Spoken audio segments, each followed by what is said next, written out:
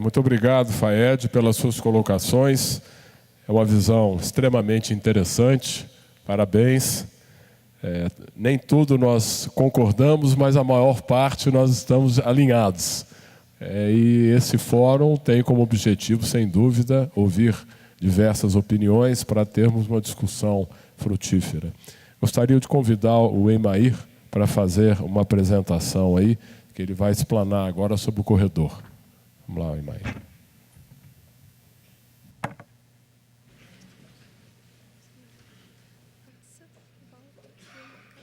Tá, joia. Obrigado.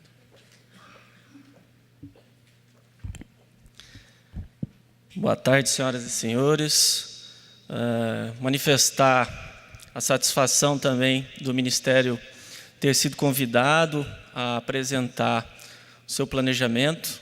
Então, em nome do secretário de Política, Herbert Dumont, nós deixamos o nosso agradecimento ao presidente da BCR, César Borges. É comum, no final da apresentação, nós fazemos alguns agradecimentos, mas eu queria aqui do púlpito fazer isso antecipadamente.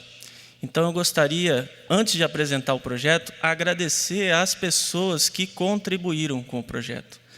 E essas pessoas fazem parte das secretarias e entidades vinculadas do Ministério dos Transportes, mas, principalmente, estão inseridas de forma organizada na sociedade, são os nossos parceiros, como a Confederação Nacional do Transporte, a Confederação Nacional da Agricultura, a ProSoja e entre outros. E a gente costuma destacar autoridades presentes, e para mim essas pessoas são autoridades porque elas caminham comigo no dia a dia na execução de alguns trabalhos. Então, em nome dos coordenadores Everton e Kátia, agradecer a equipe que proporcionou à sociedade a apresentação desse estudo. Então, sem delongas, buscando os seus objetivos com as senhoras e senhores, faço a apresentação, então, de um dos projetos do Ministério. O papel do Ministério é a formulação, é a avaliação das políticas públicas e o planejamento, algo indelegável do ponto de vista de planejamento territorial. Então, nós, no setor de transportes, buscamos, através disso e através deste projeto, que eu costumo dizer, não é um projeto inédito, né? Nós fizemos uma combinação de ações, e é aí que está talvez o ineditismo, porque nós trouxemos conceitos do GEIPOT, uma empresa do governo que foi extinta, com conceitos internacionais que estão vigentes, para que o Brasil possa caminhar junto com os demais países na vanguarda desse planejamento, que é um planejamento, como está colocado, de uma visão geral do todo. É uma visão que trata dos empreendimentos públicos e dos empreendimentos privados. Trata dos modos rodoviário, ferroviário e hidroviário, integrado por meio dos portos e aeroportos. Então, essa visão geral do Brasil, com a visão, tendo e sabendo que o setor de transportes não é a área fim, é a área meio que proporciona o desenvolvimento da área fim, nós resolvemos, então, fazer o trabalho e apresentar para as senhoras e senhores o que a gente denominou de corredores logísticos estratégicos. É apenas um nome, porque a gente entende que não se deve, no Brasil, construir corredores fechados de passagem, mas sim eixos de integração e desenvolvimento. Agora, tudo nasce a partir de um corredor, né? Então, o nosso papel de formulador de política pública, que é transformar a realidade, ele começa de uma coisa singela, para que realmente possa, então, a via se transformar no eixo de integração e desenvolvimento. Nós sabemos que inúmeras cidades no Brasil, no interior principalmente, nasceram de um posto de gasolina instalado, implantado na beira de uma estrada, muitas vezes estrada ainda nem pavimentada. Então, dentro desse contexto, o projeto ele tem uma visão, dentro dessa matriz de planejamento de curto, médio e longo prazo, do que é estratégico, tático, operacional, ela procurou preencher o curto e o médio prazo. Para que a gente pense no longo prazo, e isso é um pensamento estratégico, a gente precisa chegar no longo prazo. Então, a gente, em virtude da situação e do desafio econômico que nós enfrentamos, isso não é novidade para ninguém, nós resolvemos deixar claro dentro desse processo de planejamento o que a gente precisa manter para poder chegar no futuro e o que a gente pode melhorar, ainda que não se criem novas rotas, porque aí é o planejamento de longo prazo e a gente tem esse planejamento de curto e médio prazo como base sólida para esse planejamento de longo prazo. O que eu comentei logo no começo, a combinação, que a gente muitas vezes brinca e chama de combinatividade, que é trazer o conceito no Brasil de corredor logístico, que nada mais é um conjunto de rotas para atender um macrofluxo, ao conceito que vem sendo estudado na Europa e também em outros países, como Índia e México, que trata da cadeia integrada de corredores logísticos, não só tratando da infraestrutura, mas da gestão desses corredores, né? Da tecnologia de controle e de fiscalização também. E aí, nós precisamos começar por algo. E nós, fazendo uma análise criteriosa de por onde começar, nós olhamos a nossa balança comercial, né? E definimos, então, um critério dos primeiros produtos. A gente sabe, isso aqui é tratado como um projeto, mas planejamento é um processo, né? Findado esses produtos, a gente vai incorrer em outros produtos, mas a gente precisa começar por algo. E nós começamos, então, pelos produtos que representam 80% da nossa balança comercial. E aí estão os produtos soja e milho, minério de ferro, automóveis, combustíveis, açúcar e carne. Mas, nas discussões, nós percebemos que, além dos produtos, há temas que são estratégicos para o país, que é o transporte de passageiro, é a integração das regiões mais isoladas do país e a defesa nacional, né? A gente tem que compreender que algumas vias elas não são tão fortes economicamente, mas elas são vias de acesso à nossa defesa, à nossa integração. Então, dentro desse conceito, nós estabelecemos a divisão do trabalho em produtos, para que a gente pudesse não esperar o mapeamento de todos os produtos, mas entregar à sociedade paulatinamente o resultado de cada análise. Então, nós mapeamos e a gente diz que esse trabalho está sendo entregue em camadas, e essas camadas, ao final, quando forem sobrepostas, nós vamos ter uma ideia rigorosa e clara de qual é a malha estratégica que o país precisa minimamente manter e, numa melhoria, ampliar para poder a riqueza do país, os nossos produtos e pessoas poderem circular dentro de 3 grandes pilares, né? A segurança jurídica, a eficiência, né? E a questão de atendimento à política pública. Bom, dentro da metodologia, eu não vou me aprofundar muito na metodologia, porque os senhores vão poder acompanhar, podem consultar o relatório, mas não foi feito nada além de uma consulta trivial, que é verificar onde estão as zonas de produção do país. Isso foi comentado aqui pela expansão da fronteira agrícola, agora já entrando no produto número 1, que é soja e milho, a expansão dessa fronteira agrícola para o norte. A partir disso, nós conversamos com a sociedade, aqueles que realizam a logística. Eu acho que é esse, o Ministério e o governo, ele não realiza a logística, mas ele precisa entender a logística para poder ofertar a infraestrutura e os serviços. E foi a partir dessa conversa insistente com os produtores e transportadores que nós chegamos, então, à elaboração das matrizes origem e destino, das identificações dos macrofluxos. Inclusive, a identificação desses macrofluxos é algo que está previsto nos objetivos do Sistema Nacional de Viação. É papel do governo prover que esses macrofluxos aconteçam, né? E aí nós começamos, então, como está detalhado, o mapeamento dos corredores. Então, partindo dos macrofluxos, começamos a desenhar as rotas, por onde o caminhão, o trem, a embarcação percorre com a nossa soja e com o nosso milho. E um detalhe, nós fizemos isso não só para o produto exportado, e aí vem também uma nova forma de observar e tratar o estudo, que nós também insistimos no mapeamento do consumo interno, né? Porque 55% é exportação, mas os outros 45% circulam dentro do país, e isso é importantíssimo para outras cadeias, a de carne, por exemplo, né? E a partir disso, nós fizemos algumas análises. Aqui um exemplo de uma das análises, porque nós tivemos a preocupação de, além de tratar a minúcia técnica do trabalho, entender que esse trabalho deve chegar aos escalões de decisão. Então, nós resolvemos, dentro do trabalho, inserir algumas fichas estratégicas, explicando para os gestores, dirigentes de empresa, o que cada corredor coloca como prioritário, qual a deficiência daquela infraestrutura, qual é a necessidade, seja de infraestrutura ou de governança. E aí, no detalhamento desses macrofluxos, nós fizemos isso por regiões.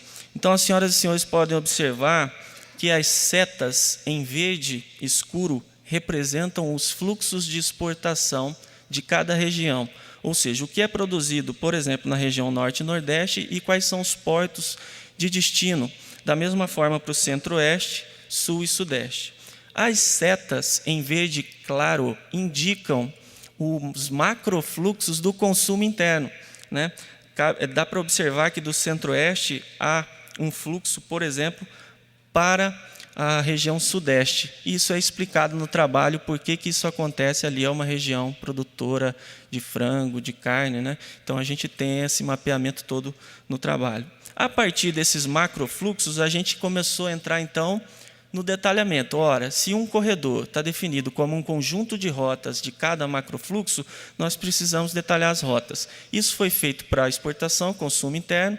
São 41 rotas de exportação mapeadas que estão inseridas dentro desses 9 corredores.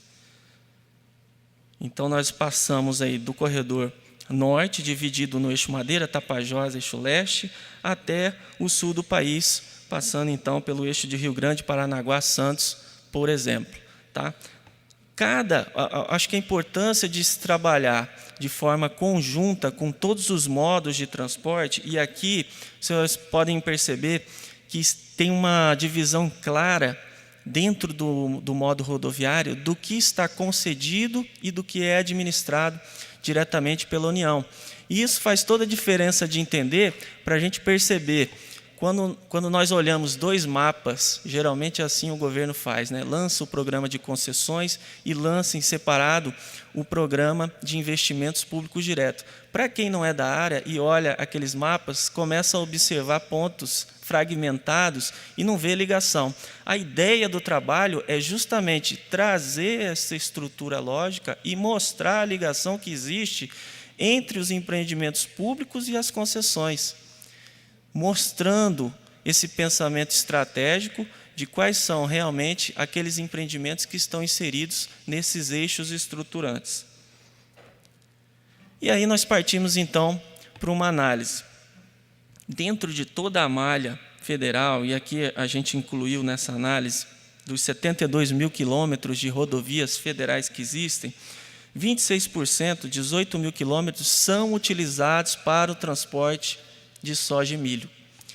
Esse tipo de análise será feito também para os outros produtos, mas é importante que a gente entenda o que está ofertado ao usuário de infraestrutura e o que ele utiliza dessa oferta, né? E, mais adiante, nós vamos ver se do que é ofertado há condições para que ele tenha competitividade na entrega do seu produto.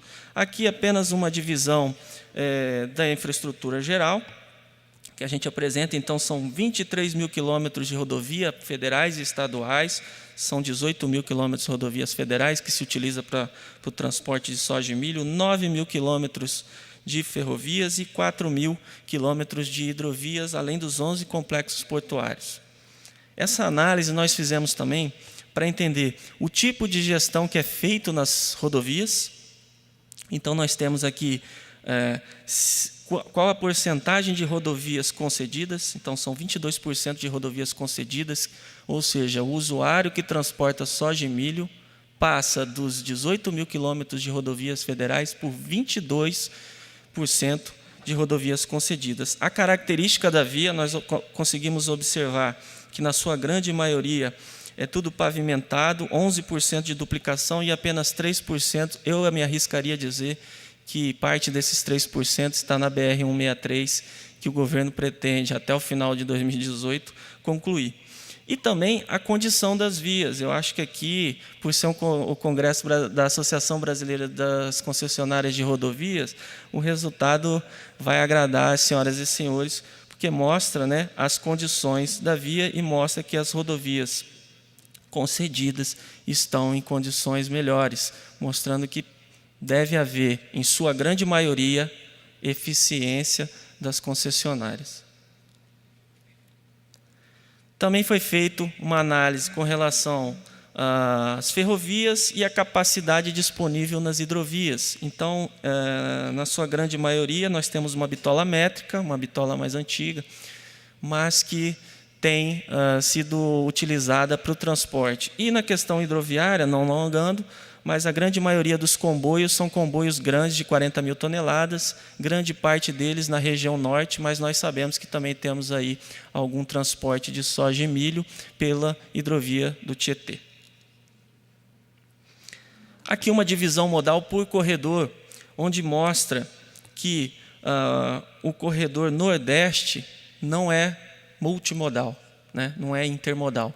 Ele apresenta apenas as rodovias sendo utilizadas como o principal modo, o único modo de transporte do soja e milho. Já na região norte, a gente tem um pouco mais de uso das hidrovias, por exemplo, e o corredor sudeste, com destaque tanto para a rodovia, mas também para as ferrovias. Tudo isso mostra a necessidade da gente avançar na infraestrutura e também naqueles modos de transporte que são mais aptos ou mais cativos das commodities brasileiras. Os volumes exportados, tanto soja, farelo de soja e milho, é importante dizer que a gente fez essa análise do complexo, né? E aí mostrando que no corredor sudeste, junto com o corredor do sul, há os maiores volumes de exportação, mostrando que aquela tendência de avanço da fronteira agrícola para o norte ainda utiliza a infraestrutura existente no sul e sudeste do país. Então, relembrando mais uma vez, o papel de um governo, o papel dos formuladores de política é transformar a realidade. Então, nós temos aqui, a partir de um diagnóstico claro, o que precisa ser feito para transformar essa realidade. É importante lembrar que esse e qualquer estudo de planejamento no nível estratégico, como nós colocamos, ele é de caráter indicativo, né? É através de um projeto, um processo de caráter indicativo que os governos decidem, através da sua plataforma de governo, o que será inserido ou não dentro dos seus programas. Aqui, apenas para exemplificar também do consumo interno, na verdade, nós não conseguimos encontrar corredores, mas senão duas grandes manchas, uma para o nordeste e outra para o sul, mas caracterizando as principais rotas que são utilizadas. Não nos alongando, nós não encontramos rota intermodal para o consumo interno. Então, tudo que vai para o consumo interno passa pelo modo rodoviário. E aí a grande responsabilidade são 22 mil quilômetros de rodovias federais utilizadas para o transporte do consumo interno, que abastece outras cadeias de produção do país. Dentro do contexto de se construir um país sustentável, ainda que a palavra sustentabilidade esteja mais no discurso do que na prática, nós fizemos o cruzamento das informações dos corredores estratégicos soja e milho com as áreas de conservação e proteção ambiental. Isso auxilia os tomadores de gestão na estruturação dos seus projetos e a colocar os programas e a estudar antecipadamente aquilo que se quer colocar em um programa de empreendimento para que já se façam os estudos ambientais necessários. Também fizemos um cruzamento de informação com outro estudo que nós temos no Ministério, que é o estudo dos Centros de Integração Logística. A multimodalidade ou a intermodalidade, ela só acontece por meio da integração. Então, esse estudo ele aponta áreas de integração com potencial para integração, e nós fizemos o cruzamento desse layer, dessa camada de corredores, com os potenciais centros de integração logística, para a gente entender e, eu acho que antecipar para a sociedade, eu acho que é isso que o empresário e a sociedade quer, além da transparência, a antecipação das ações do governo, para que ele possa se preparar e se programar para, por exemplo, construir um centro de integração logística. Bom, depois de mapeada toda essa cadeia, um trabalho que eu posso garantir para vocês de dedicação total desses servidores, porque o trabalho ele foi feito com, como se diz, com prata da casa, mas que envolveu a sociedade. Foi a partir desse mapeamento que nós fizemos, então, um levantamento de informações técnicas de cada trecho, das necessidades de infraestrutura e das ações que são realizadas pelo governo.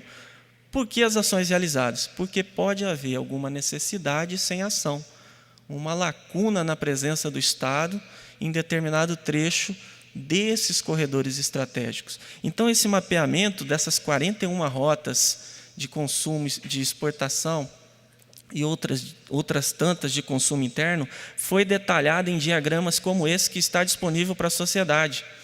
Então, a gente consegue ver, por exemplo, uma rota de Sorriso ao complexo do Porto de Santos, passando, por exemplo, entre Sorriso e Rondonópolis por uma concessionária, a Rota Oeste, que está aqui com 635 quilômetros, e fala das condições também de como está essa concessão, ou do próximo trecho, entre Rondonópolis e São Simão, que é administrado diretamente pelo governo.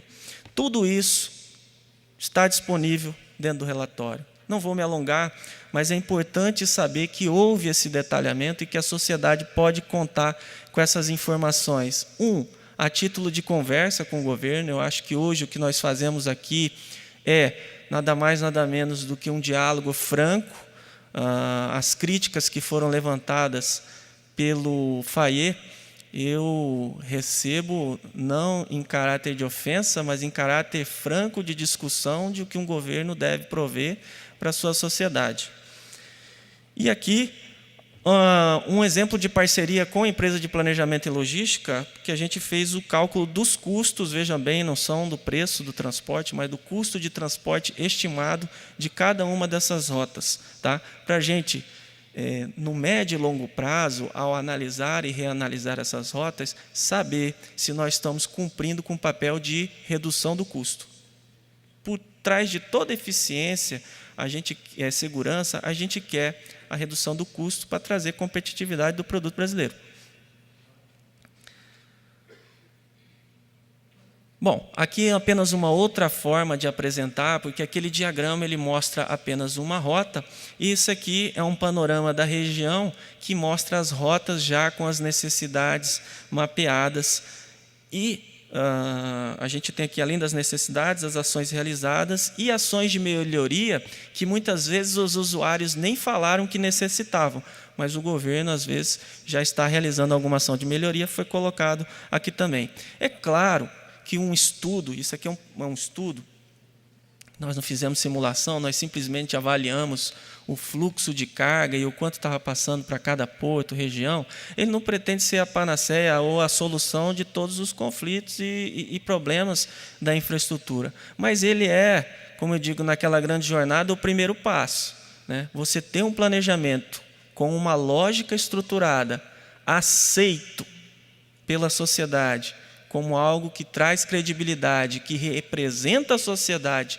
dentro daquilo, é um passo fundamental para que a gente discuta realmente quais são os investimentos que precisam ser feitos. Aqui, o que eu falei insistentemente sobre a participação da sociedade, além das reuniões setoriais, nós realizamos 2 workshops com as partes interessadas para discutir realmente e ter condições de validar essa apresentação. O projeto começou em 2016, final de 2016, e ele não tem fim, né? Nós vamos entregando os produtos que vão vindo e vamos fazer essa consolidação, reavaliando sempre, lembrando do processo, dada a tempestividade, a dinâmica que a sociedade vem enfrentando. Aqui os parceiros, eu queria acrescentar como mais recente parceiro a ABCR, que já faz parte das discussões dos corredores de minério de ferro e de automóveis e está presente nessa mesma mesa que foi apresentado para as senhoras e senhores. E aí, algum exemplo dos produtos. O primeiro produto, volume 1, né, que trata da soja e milho, nós ainda pretendemos esse ano entregar minério de ferro e o de automóveis. Já fomos procurados pelo pessoal de combustíveis, por outras áreas que viram o projeto, se interessaram e perceberam que tem e encontraram um canal de diálogo dentro do governo para tratar daquilo que é mais importante no país, o seu planejamento e o seu pensamento estratégico. Antes de colocar o recurso, a gente precisa saber se aquele investimento vai trazer a vantajosidade do coletivo, se vai realmente trazer o retorno para quem está do lado de lá da cadeira e que não é o governo. Bom, para quem quiser fazer acesso, e aí chegando ao final, espero ter cumprido com os 25, 30 minutos que a gente tinha, deixo aqui o portal da estratégia, é o portal que eu coloquei para vocês, onde pode ser feito o download desse estudo, de outros estudos estratégicos, como o Plano Hidroviário Estratégico. Deixo a mensagem, e dentro da crítica que o Faye colocou, como eu já disse, são críticas construtivas, eu já vi críticas mais duras, né? Eu me lembro de uma frase de um dirigente de navegação, muito bem colocado, que falou que as desculpas perpetuam a mediocridade. Essa foi a frase mais forte que eu já vi colocada dentro de um ambiente de discussão. E a gente está aqui para dizer para as senhoras e senhores que a gente não quer trazer mais uma desculpa, a gente quer trazer a resposta para os problemas que a gente tem que enfrentar. Então, mais uma vez, em nome do secretário Herbert Drummond, do ministro, eu agradeço a paciência e a presença de vocês pela explanação. Muito obrigado.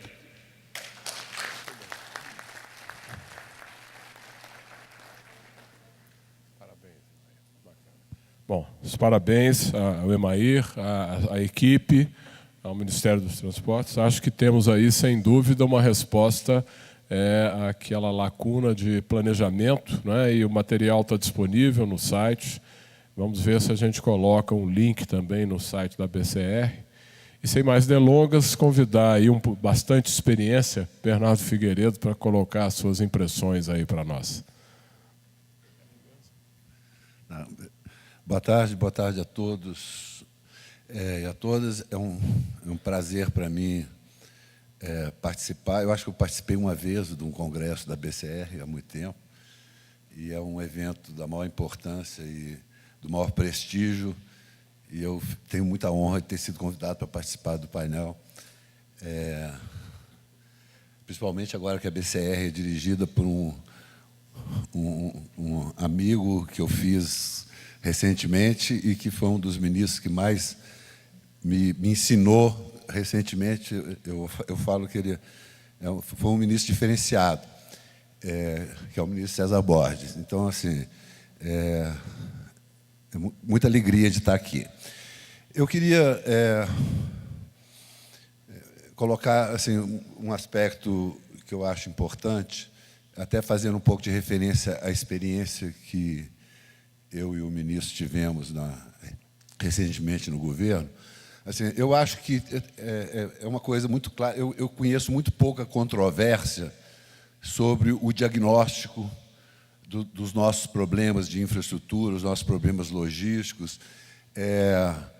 Tivemos oportunidade de fazer, em 2013, um trabalho já sobre o comando do ministro César Borges, um trabalho de mapeamento, porque a EPL tinha acabado de ser criada e não tinha tempo de atender a expectativa da sociedade sobre fazer um planejamento novo, começar do zero, uma nova metodologia. Nós pegamos as percepções que tinham já na sociedade civil.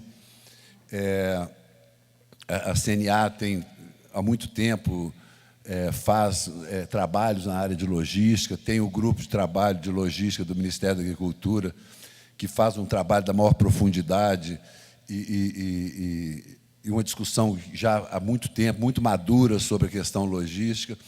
Então, assim, eu acho que nós não temos muita divergência sobre o que nós temos que fazer. E acho que não é a nossa dificuldade nós não sabermos o que nós temos que fazer. Eu acho que a nossa dificuldade é de outra natureza e é uma dificuldade que já vem arrastando há muito tempo, que é a dificuldade de fazer. Assim, nós temos limitações,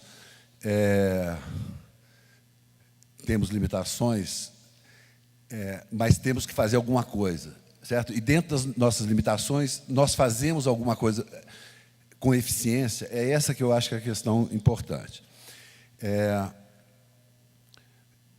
Acho que o primeiro passo, nós temos que construir um consenso. Acho que diferentes metodologias geram diferentes resultados, mas temos claramente um quadro de investimentos prioritários que atende ao agronegócio, atende à sociedade como um todo, e nós temos que preparar essas ações para a execução. E eu acho que nesse ponto é que nós falhamos. Nós tivemos, em 2013, um programa extremamente ambicioso de investimento em infraestrutura, a partir do diagnóstico que todas as entidades privadas tinham a respeito da infraestrutura, e que geravam, na época, em 2013, um passivo de investimento da ordem de 600, 700 bilhões de reais, era o passivo de infraestrutura, pegando aquilo que a sociedade considerava prioritário e que era prioritário de fato. E aí, assim, como é que eu resolvo um passivo de 600 bilhões? Certo? Na época, o governo investia em função do PAC, dos programas que tinha recurso assegurado. Nós tínhamos um orçamento, na época, tranquilo, bons tempos, e talvez tenhamos exagerado um pouco. Assim, o DENIT, junto com a Valec, o aparato do Ministério de Transportes, portos, a gente chegou a um patamar de investimento da ordem de 15 bilhões por ano. 17 bilhões, nós batemos no teto. E nunca conseguimos passar desse patamar. Mas eram muito investimentos públicos, né? Eram ações públicas. Se eu tenho um déficit de 600 bilhões, eu tenho que ter um patamar de investimento anual em infraestrutura para que eu tenha perspectiva de zerar esse déficit num prazo razoável, vamos só para 6 anos, porque se eu não zero o déficit num prazo relativamente curto, eu vou ter sempre acumulando déficit. A gente precisava, na época, proposta, assim, eu tenho que trazer o investimento em infraestrutura para um patamar da ordem de 100 bilhões por ano. Então, tá, e assim, eu não acho que de lá para cá a gente fez muita coisa, certo? Eu diria até que a gente fez muito pouca coisa, porque a gente entrou no processo de crise que geraram outros problemas. Então, assim, provavelmente hoje o nosso passivo de infraestrutura deve girar em torno de R$1 trilhão, que já decorreram aí 5 anos, com a inflação, esse agora deve estar girando em torno disso. Então, assim, como é que eu faço o investimento, como é que eu faço a economia brasileira, o governo brasileiro, a sociedade brasileira atingir um patamar de execução de investimento da ordem de 100 bilhões por ano? É esse o nosso desafio. E aí nós temos que olhar alguns pontos que são fundamentais e que a gente normalmente não negligencia. Assim, nós temos capacidade física, recursos humanos, investidores, recursos financeiros, financiamentos, para executar um programa de 100 bilhões de investimento por ano. Nós estamos aparelhados, nós temos empreendedores, operadores capacitados para fazer esse investimento. Assim, a percepção que a gente teve em 2013, quando se tentou fazer meio na marra, um programa muito agressivo de investimento, é que a gente patinava na capacidade de fazer. Quer dizer, eu tive reuniões com a ABIMAC, nós não tínhamos máquina suficiente para realizar, na época eram 2.500 quilômetros de rodovia e 2.500 de ferrovia. Nós não tínhamos máquina suficiente para fazer esse serviço. Nós não tínhamos engenheiro suficiente para realizar os projetos e realizar essas obras. Então, assim, e o que nós estamos fazendo para nos prepararmos? Assim, hoje nós temos mais capacidade do que nós tínhamos naquela época. Assim, eu não gosto muito de contar história, porque assim, fica parecendo coisa de velho. Mas, assim, a 163 é um projeto dos anos 70. Assim, quando eu comecei a trabalhar no J-POT em 1974, eu recebi, eu trabalhava, a superintendência recebeu um comunicado dos Estados Unidos de que o Exército estava fazendo 2 frentes, e as frentes estavam desencontradas cerca de 100 quilômetros. Quer dizer, vinha uma de norte para sul e outra de sul para norte, e elas iam passar uma distância de 100 quilômetros uma da outra. Então, assim, eu lembro que naquela época já era um projeto prioritário, já era um projeto que estava em andamento, já estava em execução. Então, assim, você fala assim, nós estamos atrasados 50 anos, então, assim, é uma obra que está atrasada 50 anos? É uma obra que está atrasada 50 anos. Em 1976, nós fizemos o plano diretor ferroviário do Centro-Oeste, que na época era composto de 2 estados, que era Goiás e Mato Grosso, né? Não tinha essa divisão. A Ferronorte, as ferrovias que estão planejadas hoje, já estavam previstas naquela época, já eram consideradas prioritárias e tal. Eu estou falando da antiguidade dos projetos porque eu quero abordar uma outra questão. Se você pegar o programa Avança Brasil, do Fernando Henrique, e todos os programas que vieram daí para frente, as ações, as propostas de investimento, o que deve ser feito é mais ou menos a mesma coisa.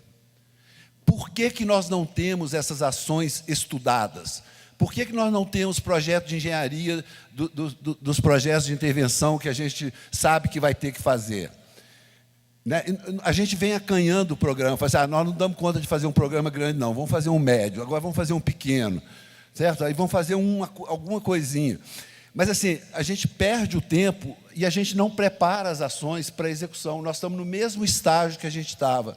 Então, eu acho que uma coisa importante é uma mudança de atitude que nós temos que ter, no sentido de começar, mesmo eu não tenho perspectiva, eu não tenho dinheiro, mas eu tenho dinheiro para fazer projeto. Eu não tenho dinheiro para fazer uma grande ferrovia, mas para fazer um projeto de uma grande ferrovia, a gente tem dinheiro. Então, vamos fazer e vamos deixar esse projeto para quando eu tiver condições, aquela ação já está preparada para ser executada.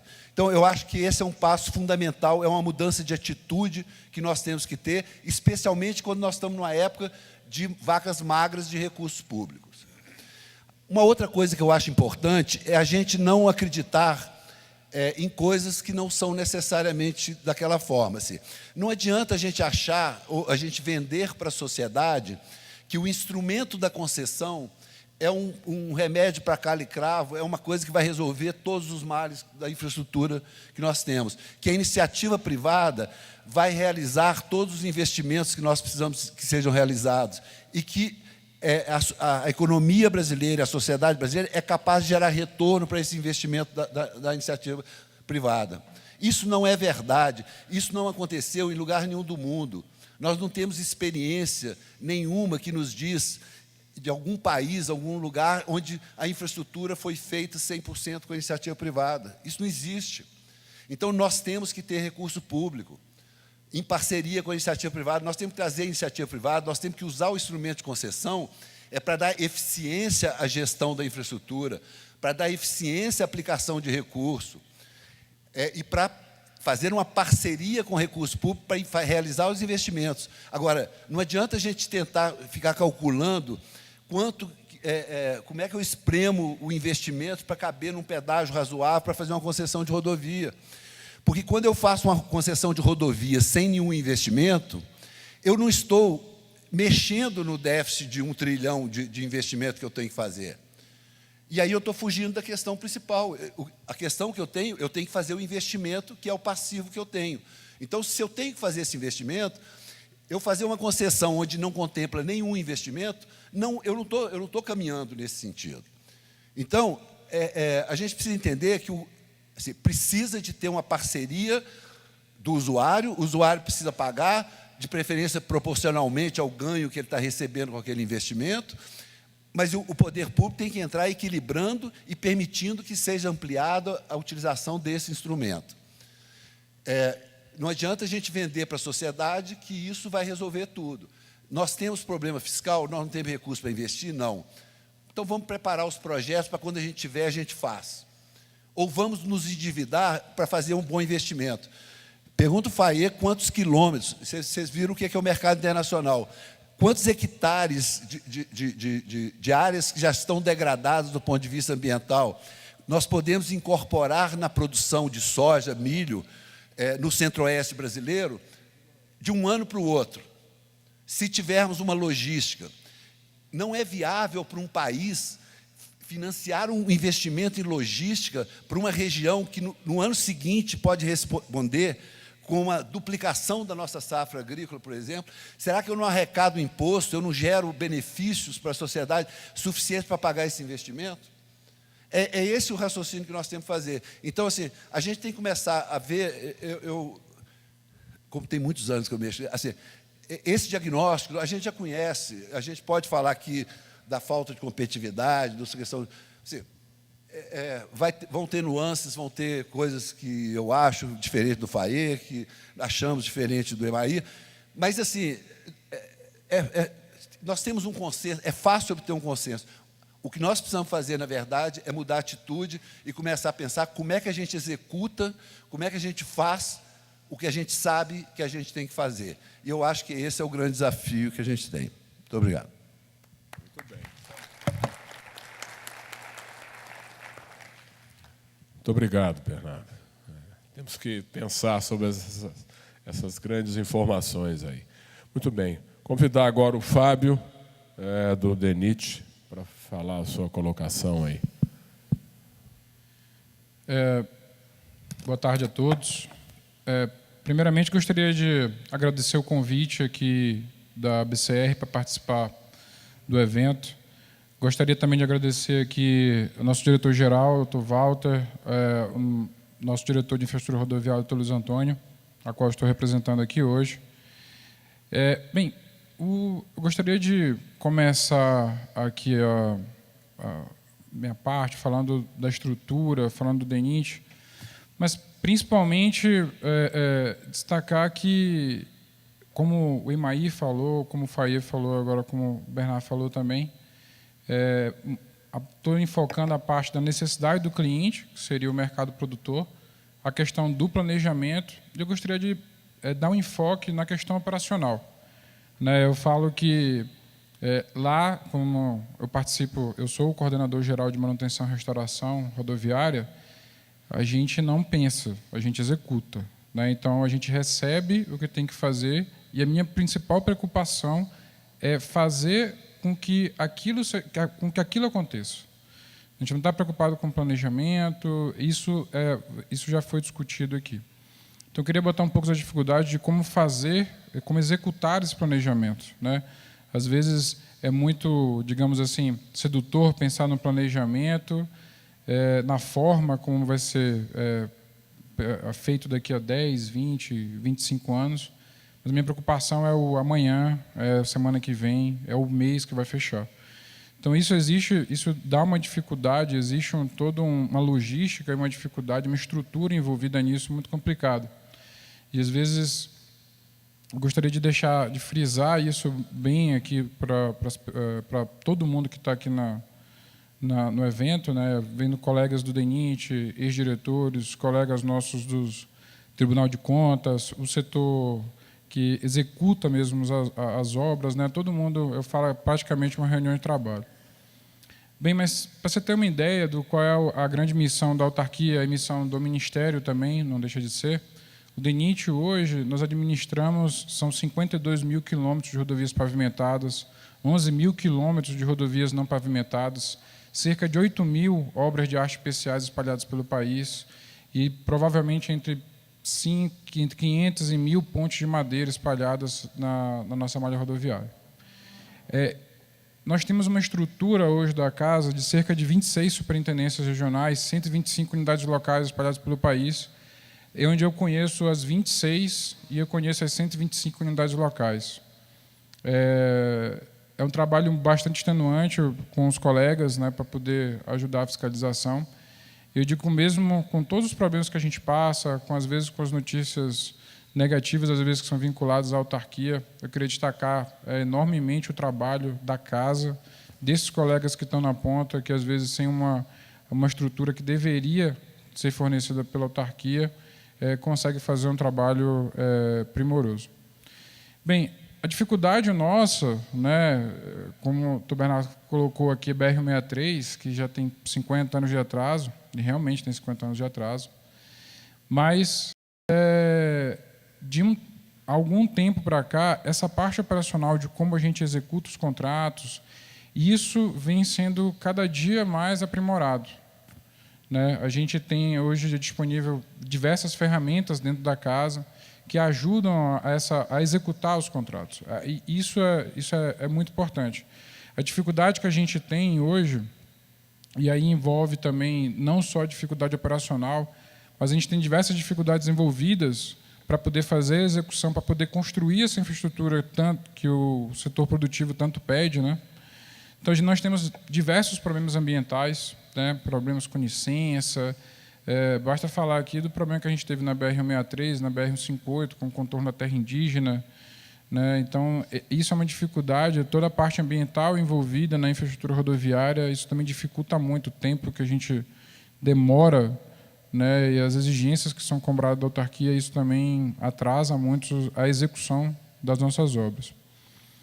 Bem, falar um pouco de investimento, projeto e de como está a execução e qual é a visão de futuro que a gente está vendo para casa, né? O DENIT, como o Bernardo colocou, tem dinheiro para fazer projeto? Tem. Na verdade, nós estamos fazendo os projetos. Da parte da manutenção rodoviária, a gente tem um grande programa na casa, que é o programa que realmente, nos últimos 16 anos, melhorou a nossa qualidade rodoviária de cerca de 60%, 70% na malha, ela melhorou de qualidade do nível que a gente chamava de ruim, irregular para bom e ótimo. Então, que é o programa CREMA. Acho que muitos de vocês devem conhecer, já viram, né, já viram em algumas outras palestras falando. Então, esse é o principal programa da casa, é um programa que ele combina uma execução de restauração com a manutenção, que a gente chama no contrato híbrido. E, só para vocês terem uma ideia, em termos de projeto, ano passado nós chegamos a analisar e aprovar cerca de 6.000 quilômetros de projeto de CREMA, e até o momento, até o mês corrente, nós já analisamos praticamente 3.800 quilômetros de projeto de CREMA. Então, se você pensar que a gente já analisou né, 3.800 quilômetros, e no passado já chegou em um único ano se analisar e aprovar 30.000 quilômetros de projeto dentro da casa, quer dizer, existe uma velocidade, uma capacidade de recurso tanto humano quanto técnico bastante, vamos dizer assim, afinado e grande dentro da autarquia. Com relação à parte de investimento, que é o que hoje mais preocupa a casa, porque antes a preocupação, como o Tomás colocou, que existia uma certa abundância de recursos, era que nós estávamos com os projetos ainda em fase de maturação. Nós não tínhamos aquela velocidade que o país precisava de elaboração de projetos, de colocar projetos na praça. Hoje, a nossa preocupação a gente está elaborando projetos e não temos investimento suficiente para executar esses projetos. Preocupa muito a situação da manutenção, particularmente, onde em alguns estados a gente está com os projetos, às vezes está, em muitos casos, com os contratos ativos e não temos recurso para poder tocar o que deveria ser tocado. E temos que inverter, parando os contratos que a gente chama de manutenção estruturada, para os contratos de manutenção branca, que são os contratos de conservação pura. Então, é isso, vamos dizer assim, que me aflige como coordenador geral, porque eu estou, digamos assim, no dia a dia da guerra com as nossas superintendências regionais, direto que a gente tenho contato. E também, como eu vejo os contratos, acrescente no que a gente está vendo nos contratos que a gente chama de contratos emergenciais, que é justamente alguns rompimentos. Todo mundo deve ter visto o caso da BR-163 parar agora no começo do ano. Então, esse ano começou uma crescente nos contratos de emergência, justamente devido a essa queda no investimento, principalmente na manutenção. Por isso que é importante, como o nosso ministro falou ontem, né, de caminharmos para esse modelo de ter um modelo equilibrado para tratar da manutenção rodoviária. Isso é extremamente importante porque, diferentemente do custo que a gente tem, né, o investimento que a gente faz nas obras de construção, trabalhei 8 anos na Coordenação Geral de Construção Rodoviária, as obras de construção elas têm uma premissa muito simples. Você pode parar. O usuário não está utilizando aquela infraestrutura, então você pode parar. A manutenção ela não tem essa prerrogativa. Você não pode parar a manutenção. E o custo da manutenção ao longo do tempo ele só aumenta. Então, por quê? Porque os equipamentos, os caminhões, os veículos de transporte, eles vão ficando, a tecnologia aumenta muito mais rápido, a capacidade de carga desses elementos tende a aumentar exponencialmente e a nossa infraestrutura não consegue caminhar da mesma forma. Então, o custo da manutenção, além do que as obras de construção sendo concluídas, automaticamente isso vira manutenção. Então, o custo que a gente tem para poder manter as rodovias federais, ele é exponencial. E a gente tem uma conta, né, tem vamos dizer assim, um trabalho que nós fizemos internamente dentro da casa, que a cada 1 bilhão que eu deixo, só para vocês terem uma ideia, é necessário hoje cerca de 6 bilhões de reais para a gente manter a infraestrutura do país. Então, a cada 1 bilhão que eu deixo de investir, a gente precisa, no ano seguinte, cerca de 50% a mais daquele custo, para poder recuperar aquela condição anterior. Então, só que não é só eu deixo de investir esse ano, no ano que vem eu passo a investir mais. A casa, a autarquia, ela tem uma capacidade produtiva, coisa que a gente já mediu também muito porque eu estou na parte operacional. Então, se eu deixar de investir 2, 3 anos, eu vou investir no 4º, 5º ano 10 bilhões. Não adianta. A gente não tem capacidade operativa de transformar isso em obra. Não existe, não tem como. Né? A gente já mediu isso.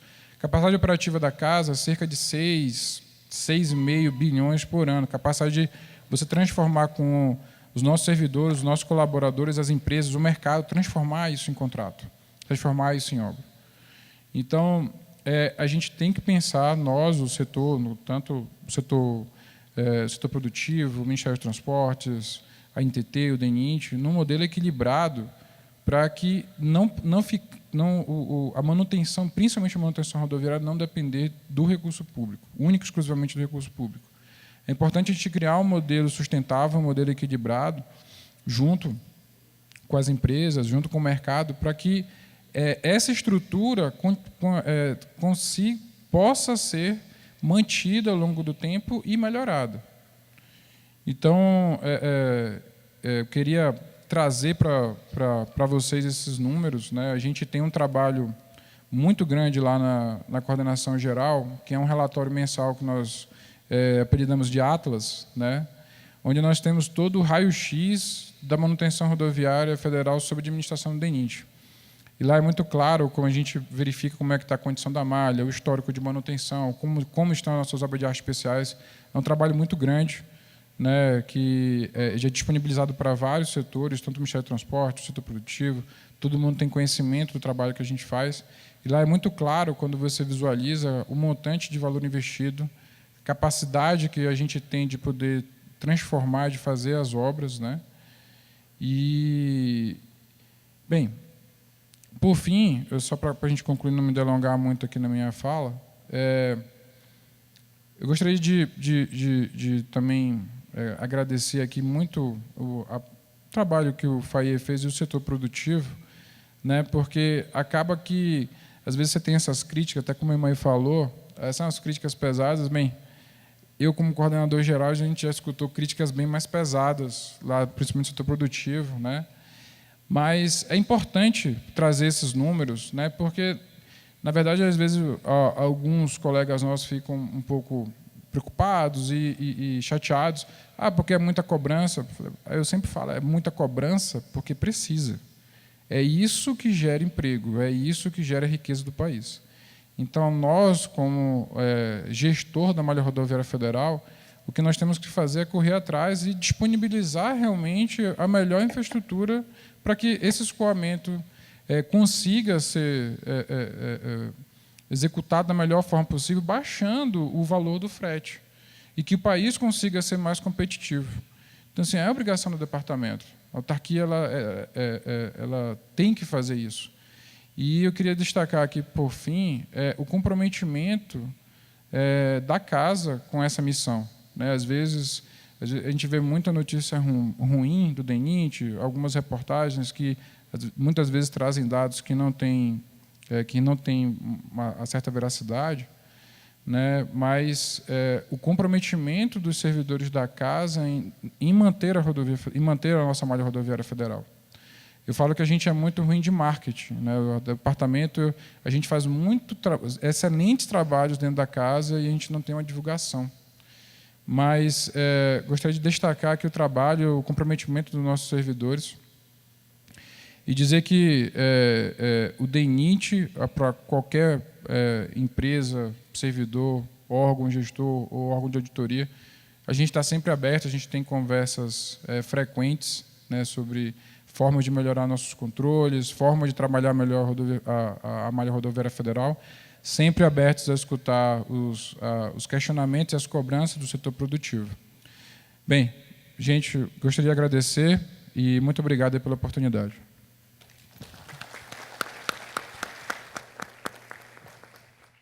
Fábio, o agradecimento é nosso, obrigado aí pela transparência, pela sinceridade. Sabemos aí do trabalho, do empenho que o DENIT tem, o desafio é gigante, né? Muito bem.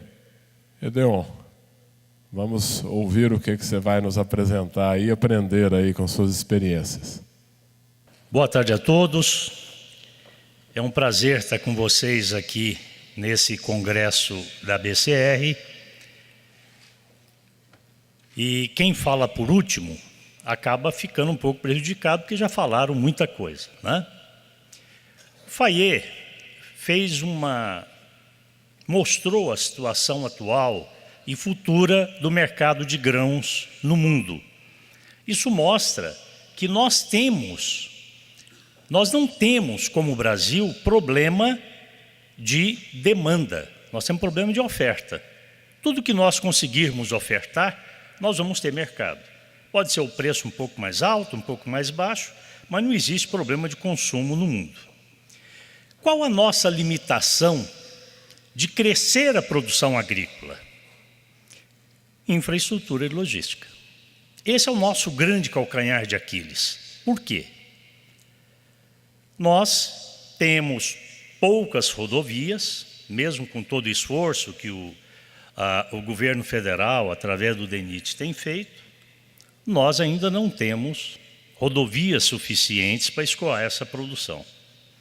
As ferrovias, foi demonstrado aqui, super limitadas. Não chegamos a nem 10 mil quilômetros de ferrovias em atividade plena. E isso, eu tive agora a oportunidade de ir à Rússia e conhecer o sistema lá da RZD, que opera 85 mil quilômetros de ferrovia. Transportam 2,9 bilhões de toneladas. E é um país cuja população é menor que a nossa. Então, onde é que está o problema? O estado de Mato Grosso planta 9 milhões e 400 mil hectares de soja. E em cima dessa área de soja ele planta milho. Esse ano nós terminamos a colheita de 32 milhões de toneladas de soja e 29 milhões de toneladas de milho. Ou seja, o estado de Mato Grosso produziu 61 milhões de toneladas. Fazemos uma estimativa para 2025 que devemos atingir 47 milhões de toneladas de soja e 35 milhões de toneladas de milho. Então nós temos um baita de um desafio. Só que, desses 9 milhões e 400 mil hectares que nós plantamos de soja, existem áreas de pasto, de pastagem, aptas à agricultura, que permitem expandir mais 15 milhões de hectares. Então, nós estamos falando em 9,4 agora, mas nós podemos chegar a 25 milhões. Então, esse é que é o grande desafio. E isso é o caso do Mato Grosso. Se você vai no Tocantins, tem 3 milhões para aumentar. Você vai na Bahia, tem mais 3 milhões. Você vai no Maranhão, tem mais 2 milhões. Você vai no Pará, tem mais 3 milhões. Então, essa é a fronteira agrícola, que é o grande desafio que nós temos para os próximos anos da gente atingir. Nós sabemos que o sistema rodoviário ele é altamente competitivo até 500 quilômetros. Até 500 quilômetros ele é imbatível, porque ele pega da origem e entrega no destino. Mas ele tem totais condições de ser o grande alimentador dos modais ferroviário e hidroviário, porque você não tem como levar o rio até a área de produção e nem levar, às vezes, a ferrovia até a área de produção. Então, você tem que fazer com que as rodovias alimentem o sistema. Eu acompanho muito de perto o trabalho do DENIT e o trabalho lá no Mato Grosso da Cinfra. E a gente acompanha a angústia, às vezes, do coordenador, do Fábio, que quer fazer, mas não tem dinheiro para fazer. Não tem orçamento para fazer. Quer dizer, ocorreram outras prioridades que prejudicaram a manutenção das nossas rodovias. Estarão vindo agora novos projetos de concessão rodoviária, das rodovias federais. No caso do Mato Grosso, o governo do atual governador, ele tem feito um esforço muito forte através da Cinfra de manter e ampliar a malha rodoviária. E em breve também vai estar soltando um projeto de concessão de rodovias estaduais. Então nós vamos ter aí no Mato Grosso algumas oportunidades de investimento em novas rodovias. Vocês sabem que a produção, ela utiliza no primeiro momento as rodovias vicinais, depois as estaduais e depois as federais, que são as grandes rotas de escoamento.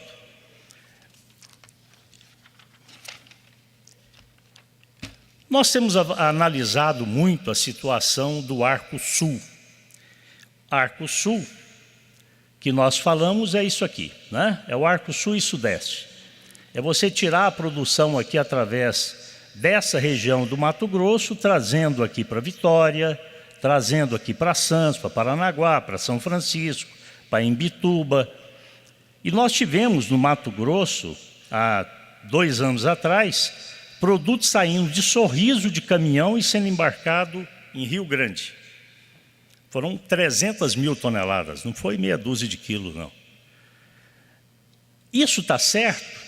Isso não existe em lugar nenhum do mundo. Em lugar nenhum do mundo você coloca uma carga de grãos em cima de um caminhão para transportar por 2.200, 3.000 quilômetros. E o grande problema é que todo esse custo cai ou recai em cima do produtor. Quem deixa de ganhar é o produtor, porque o preço ele é definido no porto. E aqui todos os custos vão sendo descarregados em cima do produtor até a origem. Então a rentabilidade do agronegócio acaba ficando comprometida. Por isso nós lutamos para que sejam aumentadas as ferrovias, sejam ampliadas as hidrovias, que o sistema rodoviário alimente esses dois modais e que a gente consiga fazer com que esse produto, que é a commodity, traga rentabilidade ao setor produtivo. Mato Grosso, dada a sua localização, Fayet fala muito aqui, eu falo também no paralelo 16, que é uma linha mais ou menos que passa aqui por Cuiabá, Brasília, Ilhéus. Daqui para o norte, nós produzimos 57% da soja e do milho produzida no Brasil. E temos aqui, no caso de Mato Grosso, 3 grandes rotas, ou 3 grandes corredores.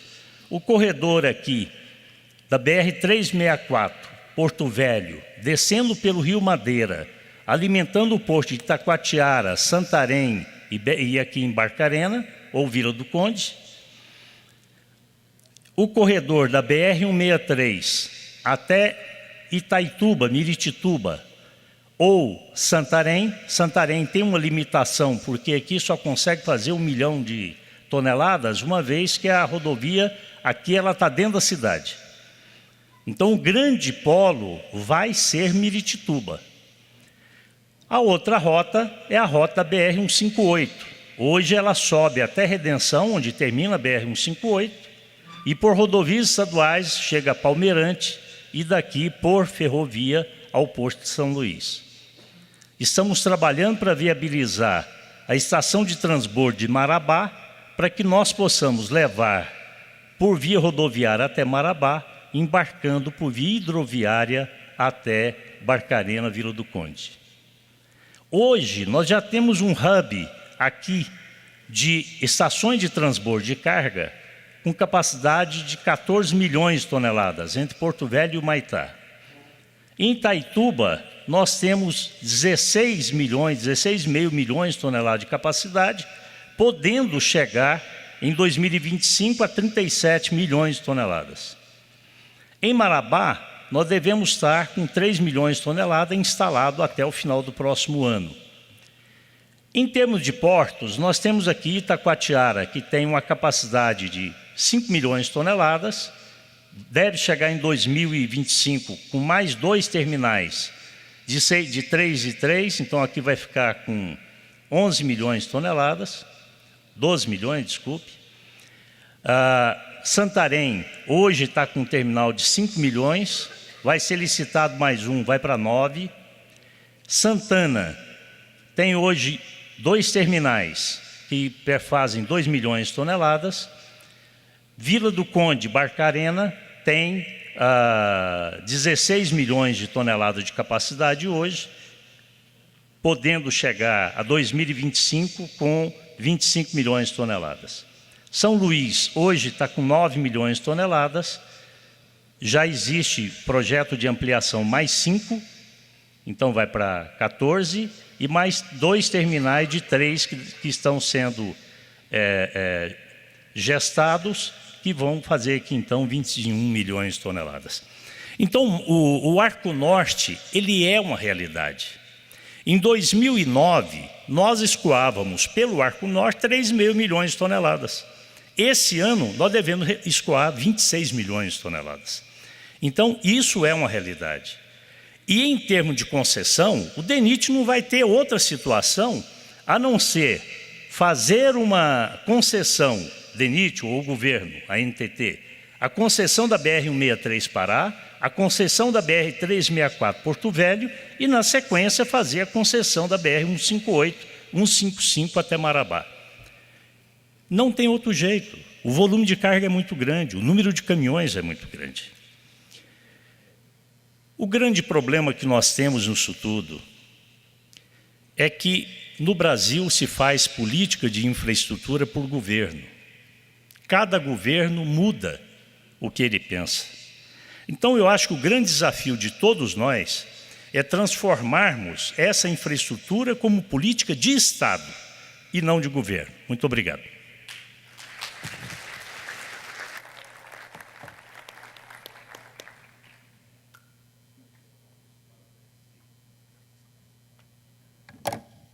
Bom, queria agradecer aos palestrantes. Eu recebi aqui uma série de perguntas que, como eu já fui puxado a orelha ali por questão do horário, nós vamos encaminhar as perguntas pertinentes aos palestrantes, vamos obter as respostas e vamos disponibilizar no site da BCR para consulta.